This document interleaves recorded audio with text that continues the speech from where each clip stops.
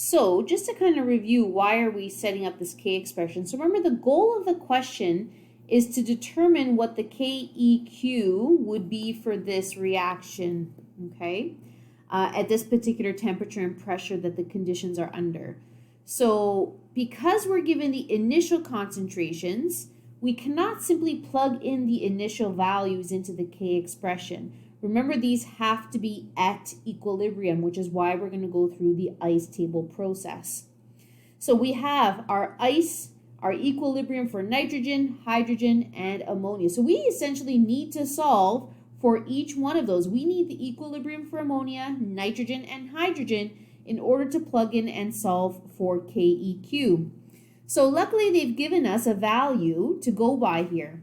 So we're told the equilibrium concentration of hydrogen is 0.30 moles per liter. So what that's telling us is that this expression here is equal to 0.30 moles per liter. So we have the equilibrium of hydrogen. So what we can now do is essentially use this expression to solve for x, and once we have x, we can simply plug in and solve for the other two components. So we have here 0.66 moles per liter minus 3x is equal to 0.30 moles per liter. So essentially, if you rearrange this, of course, you bring this component to the other side, you divide by -3 on both sides, you should end up with an x value of 0.12 moles per liter.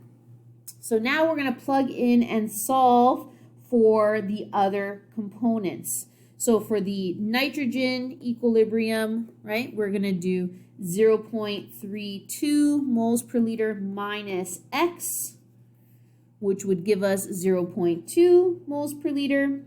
And then we need ammonia at equilibrium, which would be our 2x. So it's essentially 2 times 0.12, which is going to be 0.24 moles per liter. So we have now our equilibrium for all three. So remember that this is equilibrium for hydrogen. All right, so we have all the equilibrium values that we need.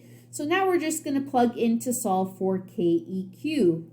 So KEQ, right, is going to be products over reactants. So it's going to be our 0.24 squared over 0.2, and that was to the exponent 1. And then we have our hydrogen, which is 0.30, and that was to the exponent 3. All right, so this goes back to the same K expression we had from before. And then after that's all said and done, so we get 10.67. But going back to significant digits, so significant digits always refers back to the numbers given in this question. So actually all of the values given are to 2 significant digits.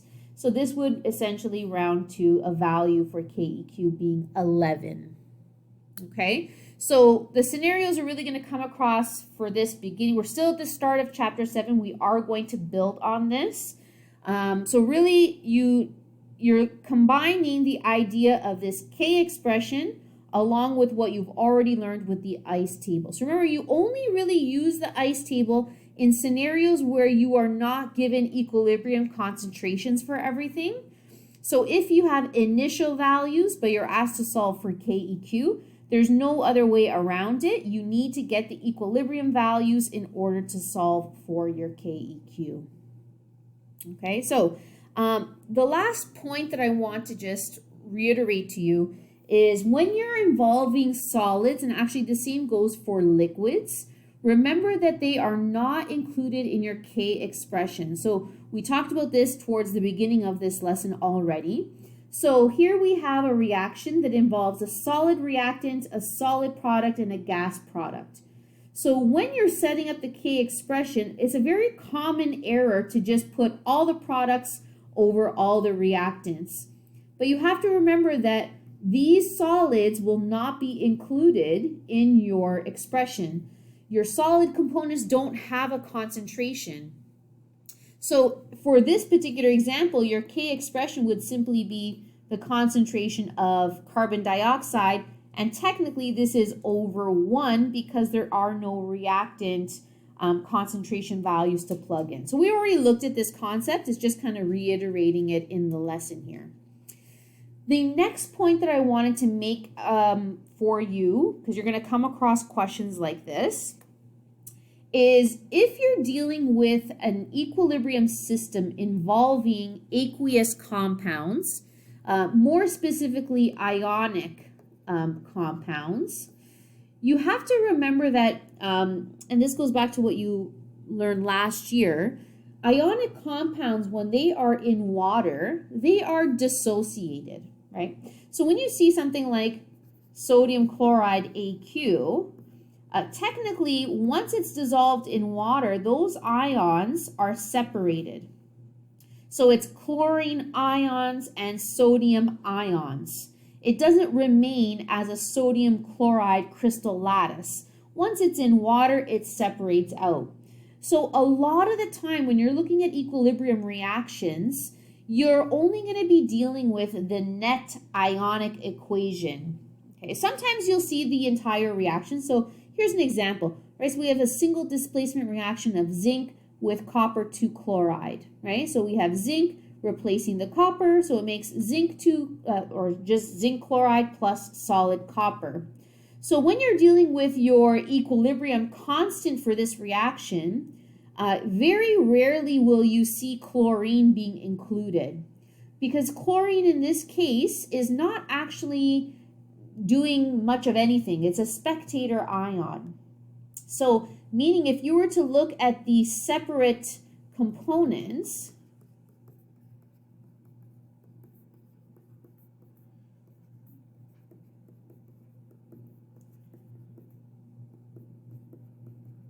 right? So these are all ions.